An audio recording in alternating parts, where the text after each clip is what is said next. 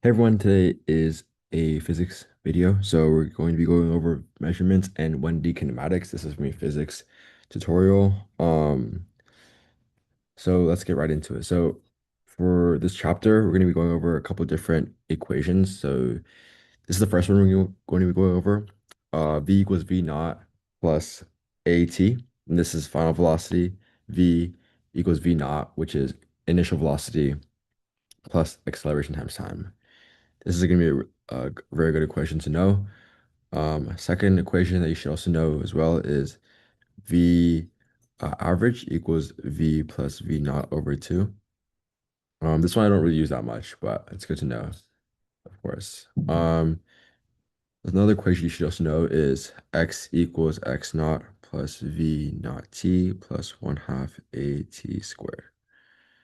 And finally, for the fourth equation for this chapter, that is good to have in your toolbox is V squared equals V naught squared. Oops. V squared equals V naught squared plus 2A delta X.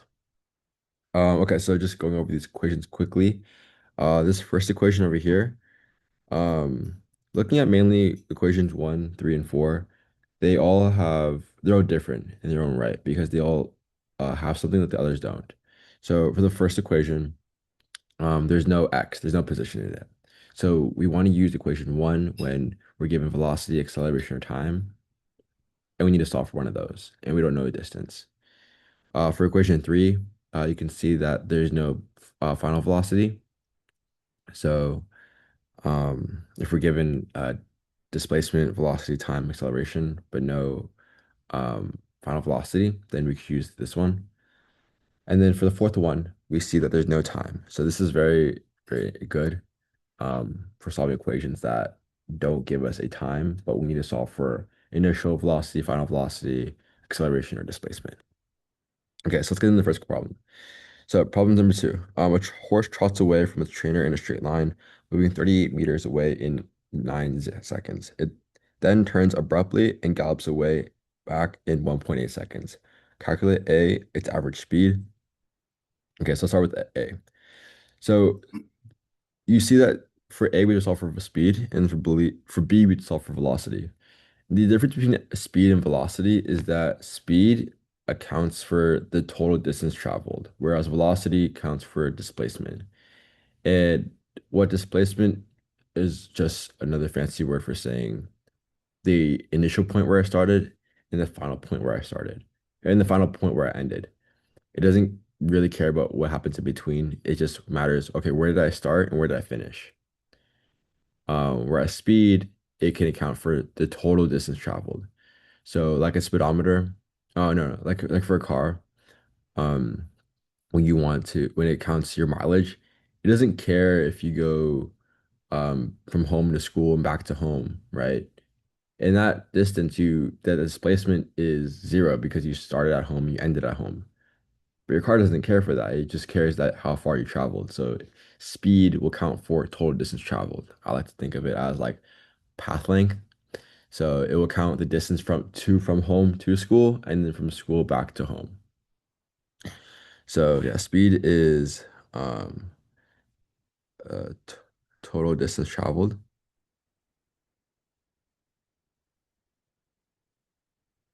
and then velocity is just displacement, which is final minus initial. Um,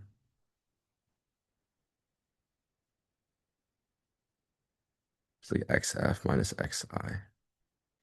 So average speed is just changing distance over changing time. So we see here that the horse trots from a start, um, and it moves in a straight line away from the trainer, 38 meters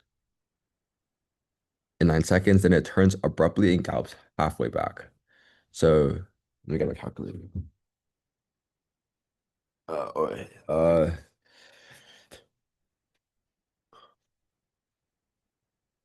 me see. Let me see. Let me see.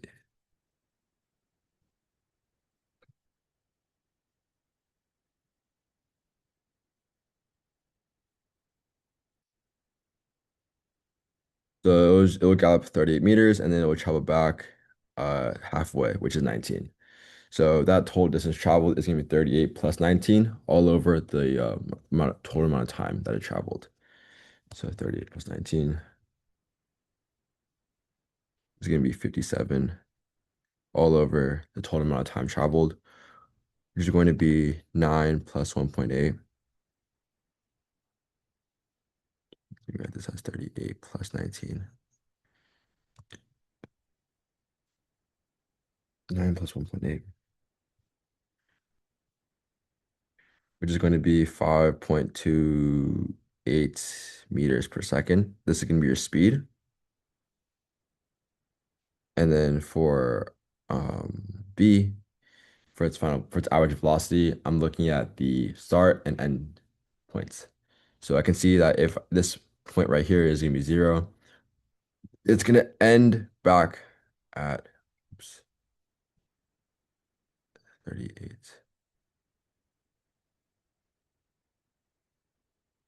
That wasn't very clear.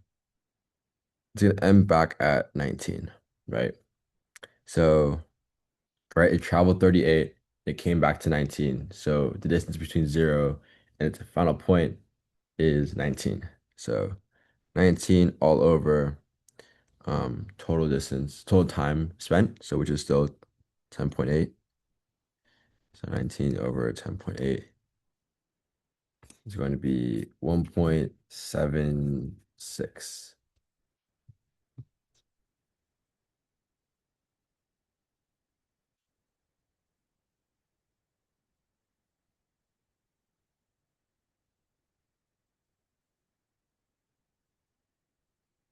meters per second,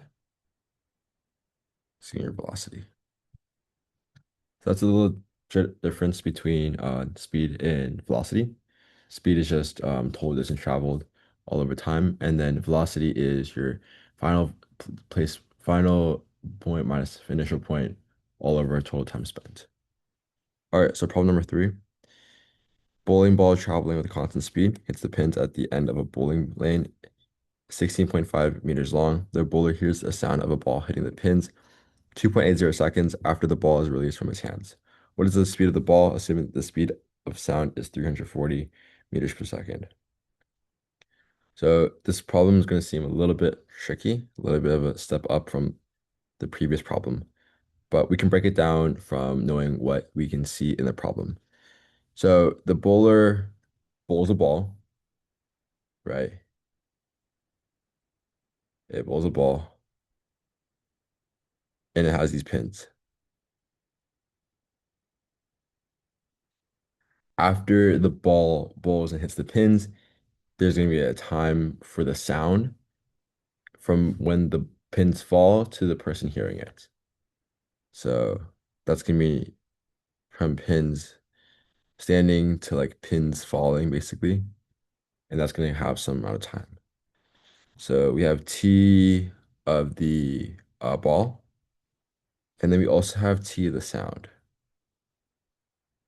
right? Because the bowler hears the sound of the ball hitting it after 2.80 seconds after the ball is released from his hands.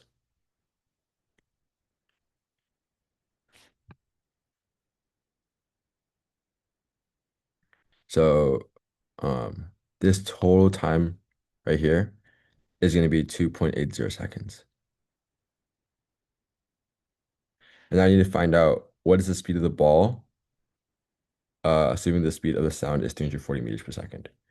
So I know that the whole time interval from the person releasing the ball to him hearing the sound is the total time, right? Within that, I can break that down into the time it takes for the ball to reach the pins, and then the time it takes for the pins to register from hitting the ground to the person hearing it. That's going to be the speed of sound.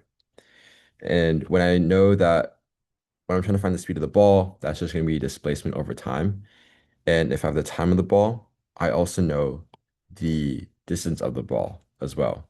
So put in the distance over time, I can find the speed of the ball. So my whole main goal is try to find what the time of the ball is.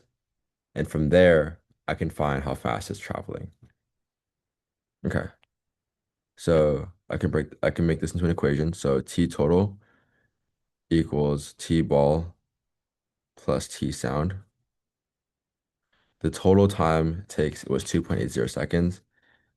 The time of the ball is unknown. And then, however, I know the time of the sound. So, um, right. So velocity equals distance times time, x over t. Um, and this is for this speed of sound. So I can rearrange this to x over v. Um, and the sound had to travel from the pins to the person, if that makes sense. So, um, that distance the pins how to travel, the sound has to travel from the pin to the person is also 16.5 meters. So I can have this be sound, t of sound. So t equals 16.5 all over 340 meters per second.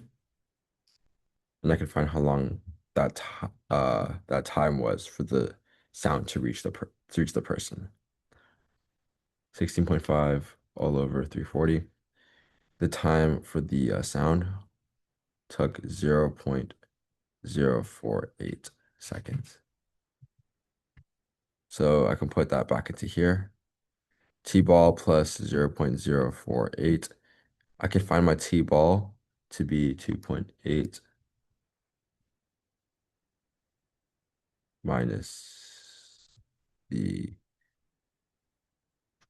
time of the sound, which is going to be 2.75 seconds. All right, so now that I have the time of the seconds, the time for the ball that's traveling, that the ball took for now that I have the time it took from the ball to go from the person's hand to the pins, and I have the distance that the ball traveled, I can put that into a formula for velocity equals distance over time to find the speed of the ball. So V equals 16.5 ball, ball, all over 2.75 seconds. And the V of the ball is going to be 16.5 all over 2.75. 6.00 meters per second. All right, sweet. All right, problem number 4. Driver was traveling 18.0 meters per second when she sees a red light ahead. Her car is capable of decelerating at a rate of 3.65 meters per second squared. If it takes her 3.350 seconds to get the brakes on and she is 20 meters from the intersection when she sees the light, will she be able to stop in time? How far from the beginning of the intersection will she be and in what direction? So I'm just going to draw this out because I'm drawing things out from physics. So I have a car right here that is traveling at 18 meters per second, right? However, there is a red light. I'll put a guest here. And she has to stop, as you can see here. So stopping, so her initial velocity, right, is going to be 18.0 meters per second. Um, Her final velocity in order to stop has to be 0 meters per second. So V equals 0 meters per second. Her acceleration is given as well. That's going to be 3.65 meters per second. However, since she is traveling to the right, we'll set the right as positive, and she is accelerating or deaccelerating, I guess, in the opposite. And since she's deaccelerating, um, acceleration will be negative because if her acceleration is positive, that means she would be getting faster. But since she is slowing down, the acceleration will be in the opposite direction of velocity. So instead of 3.65 meters per second squared, I'll do 3.65 meters per second squared. I'll have that as a minus. Um, there's a reaction time as well. So that's going to take 0.350 seconds as well. So we'll draw this car again.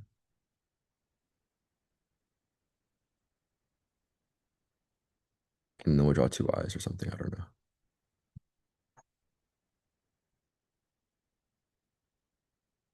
Ah. So this is her reaction time. which is going to be T of reaction. And then there's also going to be a T of the braking. This is kind of split up into two parts. So, I need to find out, because obviously she's traveling as she's looking at the before when she sees the traffic light and bef when she sees the traffic light, the time between when she sees the traffic light and putting her foot on the pedal, she's already traveling some distance, right? That T of the reaction is going to be um 0.350 seconds. And she's traveling that time. So I need to figure out how far she's traveled in that time she's reacting. And that X as well.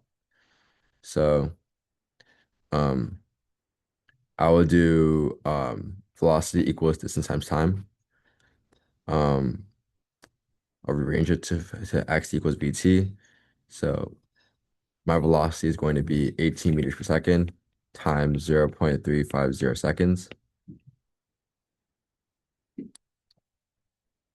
So she traveled 6.3 meters. So her distance for her reaction time was going to be 6.3 meters. Okay. And then I need to figure out how long it takes for her or the distance she traveled when she's braking. And just like I said, the problem in the equations I said earlier in this video, at the beginning of this video, which equation should we use? One, two, three, or four when I'm given final velocity, initial velocity, acceleration, and I need to find time. I need to find the displacement. Well, it looks like here that I have for equation number four, I have final velocity. I also have initial velocity as well. I also have acceleration, and I need to find my displacement. So I'll use equation four here. So v squared equals v naught squared plus 2ax. My final velocity is going to be 0. Initial velocity is going to be 18.0 squared. My acceleration is going to be negative 3.65. And my x is what I'm trying to solve for. So 18 squared, 2 times 3.65.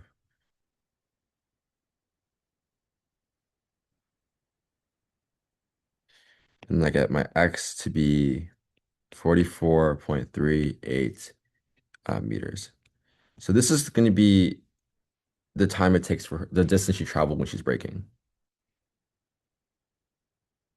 right? However, I need to find the total distance she traveled from her seeing the light to her reaching 0.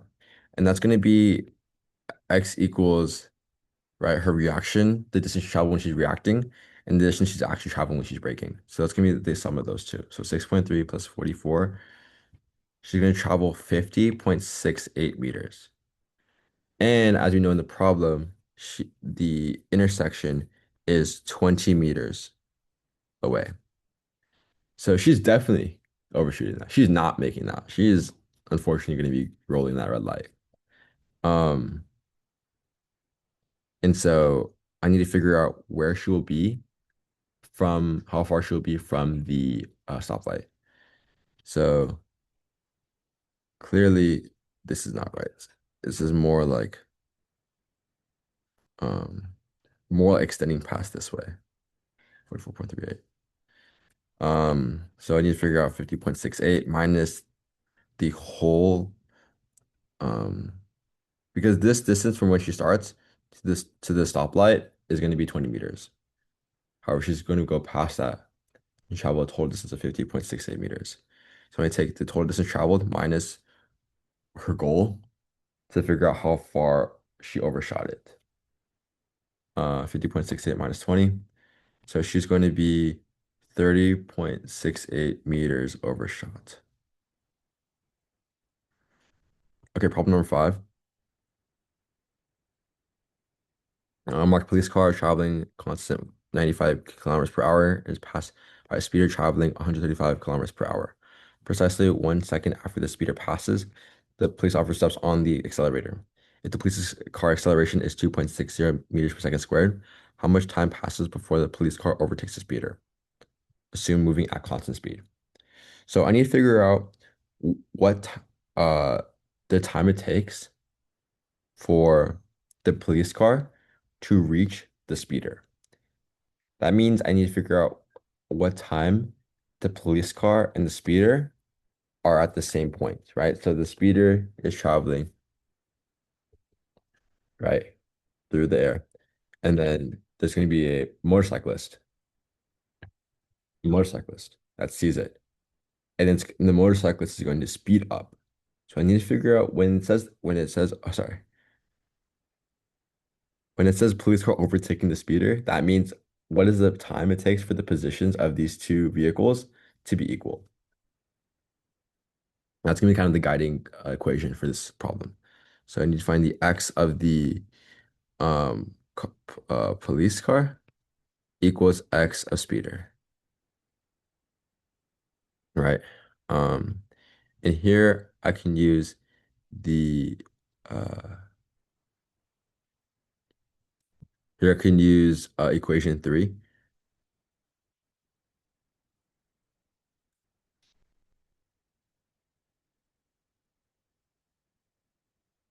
Yes, because I can use equation 3 because it gives me an x initial, uh, a v0, a vt, and the 1/2 and acceleration in time.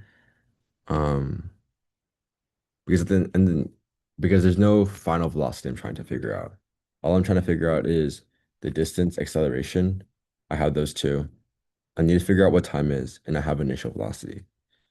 So the speeder is going to be traveling. Um, so first of all, the police car is going to be chilling. The speeder is going to pass by it, and the police car isn't going to be accelerating the instant that the speeder passes it. It's going to take 1 second for the police car to realize that, and then it's going to start accelerating. So in that 1 second, the speeder has a gap, a distance, a lead on the police car. So I need to figure out what that lead is. So um, for the police car, the speeder, the V initial for the speeder is going to be 95 kilometers per hour.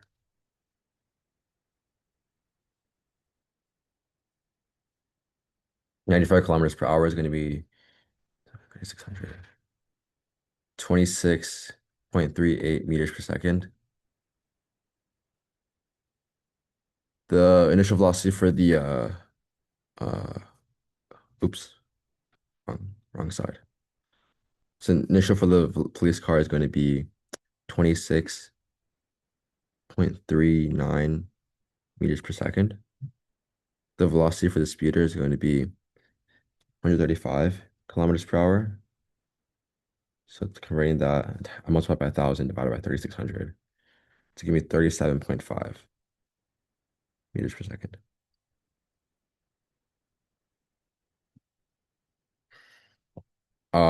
The acceleration for the police car is 2.60 meters per second squared. However, the speeder has a 1 second advantage. So how far did it travel in that 1 second? Well, velocity equals distance over time. Distance equals VT. I know that's traveling 37.5 meters per second, and it takes 1 second to get. It takes 1 second before the police car starts driving.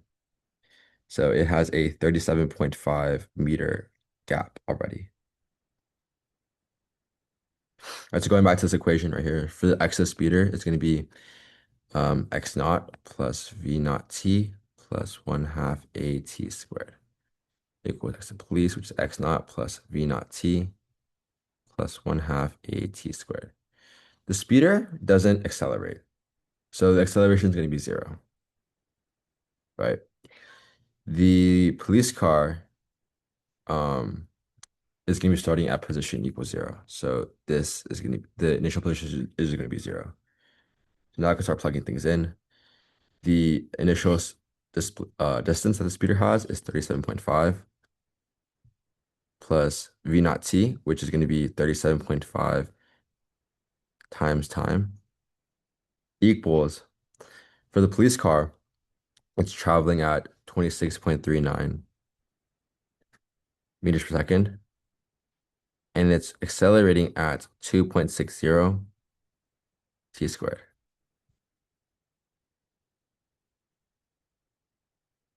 Let me write this better. 2.60 t squared. All right, cool. So now I have this equation set up, and looks like I only have one unknown, which is t, and I can go ahead and solve for this equation. I can use the quadratic formula as well. So let me actually just reshare this one. Um,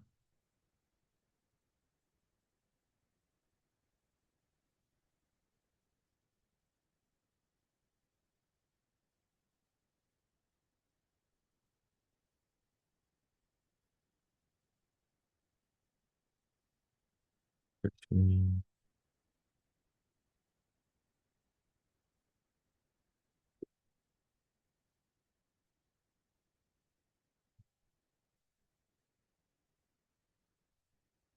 Okay, so I have 6.39 x plus 2.60. Oop. Oh, shit. Let me stop this.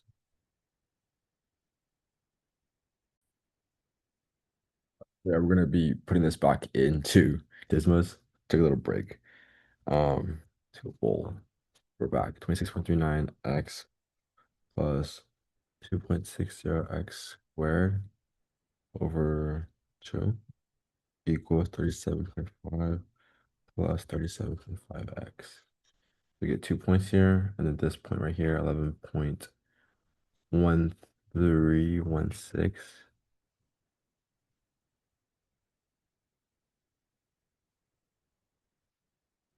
11.11. Um,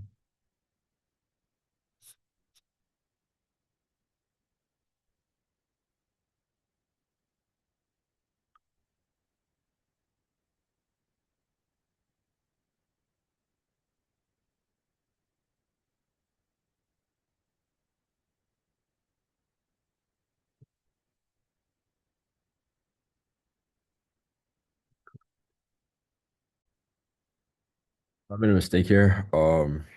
So I put that the speeder traveled 37.5 meters in that 1 second, but the police car is also traveling as well in that 1 second as well. So the X for the police is going to be 26.39 times 1 second. So it's also 26.39 meters um ahead. So to find the difference, to see how much further the speeder is from the police car, I take 37.5 minus 26.39. It's going to be 11.11, 11.11 here. And then you plug that into Desmos, we're going to have, um, here we are, 11.11, and then we get a t of 9.45. So after 9.45 seconds, the police car is going to overtake the speeder.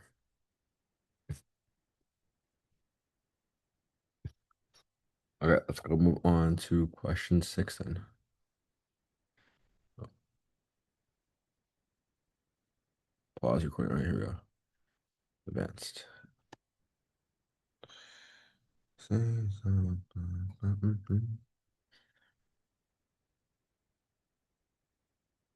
right, cool. Number 6, a baseball is seen to pass upward by a window with a vertical speed of 14 meters per second. If the ball was thrown by a person 18 meters below on the street, what is the initial speed? Okay, so I want to draw this out. So a baseball is seen to pass upward by a window. So there's a building, here's a window.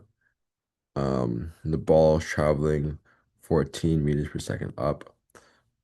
If the ball was thrown by a person 18 meters below, so this h is going to equal 18. Need to figure out the initial speed. So I'm given a final velocity, which is 14. I need to find the initial velocity. Um, I have a x, or delta y in this case, and then I need to find my acceleration. So here I'm going to use equation 4. And this is like something that you kind of know, that you get to get more intuitive as time passes on, more practice with this. So I'm using equation 4 here. V squared equals v naught squared plus 2a delta y. Instead of delta x, delta y, because this is a vertical motion, free fall. So our v is 14, delta y is 18. Our a is going to be negative 9.8 meters per second squared because it's gravity. So let's plug this in. 14 squared equals, or actually, v naught squared equals v squared minus 2a delta y. V naught equals v squared minus 2a delta y. This is going to be 14 squared minus 2 times negative 9.8 times 18. So V naught is going to be 23.43 meters per second. It's going to be A. Moving on to B. What is the altitude it reaches? So the altitude is going to be when I throw a ball up, it's going to reach a maximum point, and it's going to fall back down. That maximum point is going to be at V naught equals, or V equals 0. So I need to figure out the delta x, delta y. I'm going to use the same equation again. So V squared equals V naught squared plus 2a delta y. So my V is going to be 0. So 0 squared. Actually, sorry. Let me solve for y. Delta y equals V squared minus V naught squared all over 2a. So delta y is going to be 0 squared minus 23.43 squared all over 2 times negative 9.8. Delta y is going to be minus 23.43 squared, 2 times negative 9.8, 28.00 meters. Okay, let's move this out of the way. So for C, um, when was it thrown? And when does it reach the street? Reach the street again. So when was it thrown? So I need to figure out how long it takes to get up to the height of 18. So looking at my equation sheet, or looking at my equations here, I think my best bet that I want to use is equation number 3. So putting in y, so it can be y equals y naught plus v naught yt plus 2a delta y. So y is going to be 18. The initial y is going to be 0 because I'm starting at ground. The v initial velocity is going to be, I found that out, it's 23.343. I need to solve for time. And then, sorry, it's going to be 1 half at squared. 1 half, 1 half at squared plus 1 half negative 9.8 t squared. Okay, so I can plug this into Desmos. Desmos time. Um, Here we go. Negative 9.8 over 2 x squared plus 23.43x minus 18. Given 2. So this first one is going to be, it takes 0.96 seconds to get up to it. And then once it passes it, as it is on its way back down, at 3 seconds, it's going to be back at uh a height of 18. So right, so let me draw this out. Oh, let me, so right, so t equals 0.96, 3.82. Okay, so okay, connect this back up. There we go. So 0.96 and 3.82. So as it's on the way back up, it's gonna hit this point at 0.96 seconds. Gonna reach a maximum of 28 meters. And as it's on the way back down, since it's gonna be a parabola, um, it's gonna be back here at 3.82 seconds. So I'm looking at the first one. So t equals 0.96 seconds.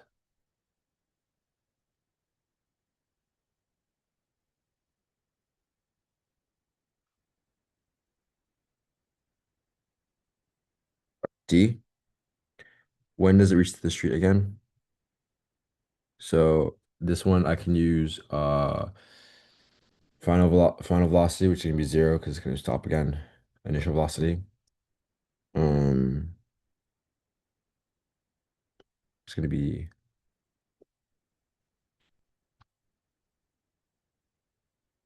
yeah, final velocity. Initial velocity 23.43.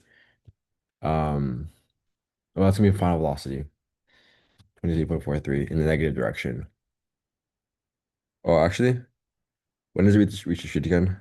So, since it's gonna be a parabola, I can figure out when it reaches to the top. So from the start to the top, and then take that time and multiply by two, because it's gonna come up and then and then it's gonna come back down again.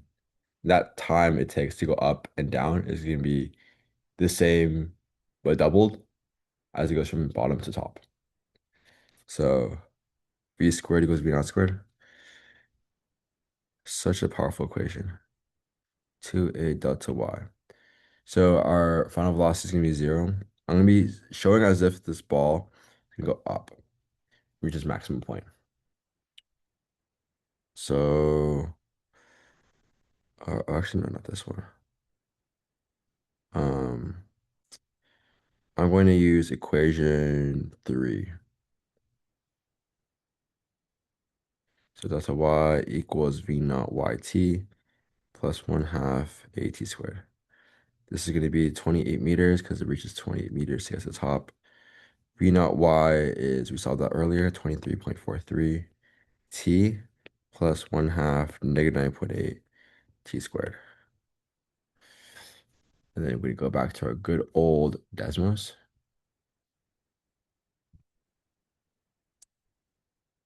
Put this in, so negative 9.8, 23.43 t minus 28.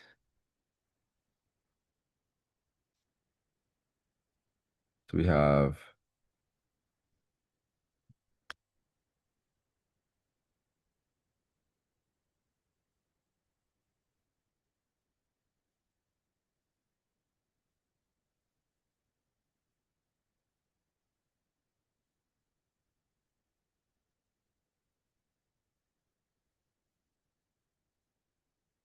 um v naught y.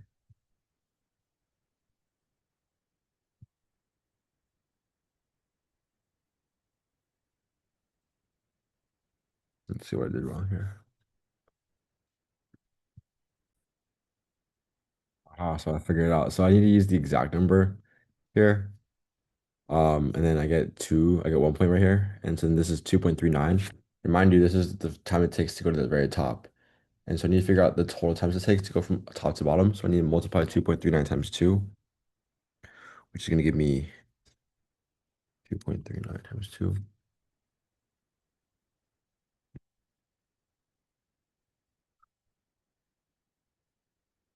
Ooh, 4.78. So T equals 4.78.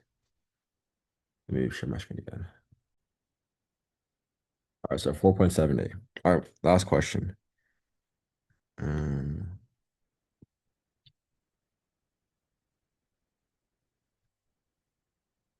oops.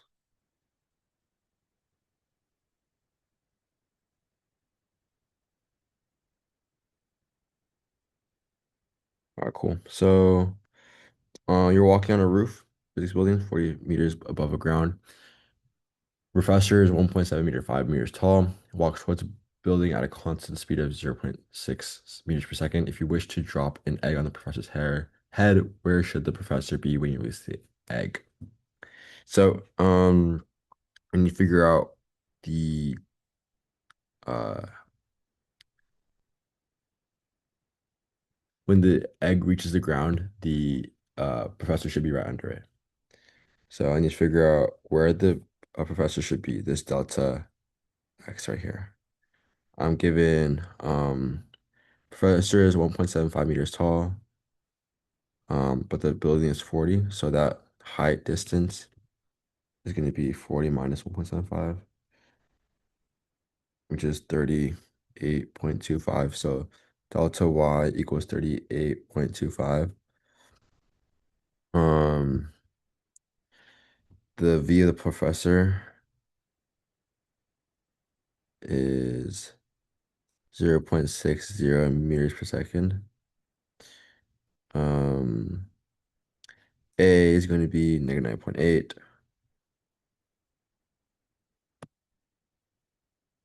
Um, oh yeah, so I need to figure out the time it takes for the egg to reach the ground. And then from that, I can figure out the distance the professor needs to be from v equals x over t, because I know how fast the professor is walking and um, the time that the professor needs to walk for the egg to hit his head. So basically, you need to solve for t for the egg, then solve for v, take that t, plug it into the professor's equation, and then get find v. So um, free fall, egg and free fall is going to be delta y equals v naught t plus 2 or 1/2 at squared. The delta y is going to be 38.25. Initial velocity is going to be 0, so I can just get the 0, and then 1/2 9.8 t squared. Okay, so 38.25 divided by this square root. T is going to be 2.79 seconds for the egg to drop and reach the professor's head. Now, I can solve for the professor. The professor is going 0.6 meters per second. I need to solve for x. The t is 2.7. X equals 0.6 times that. It's going to be 1.67 meters away. All right, and that is going to be kinematics and mechanics in, oops, that is measurements and 1D kinematics.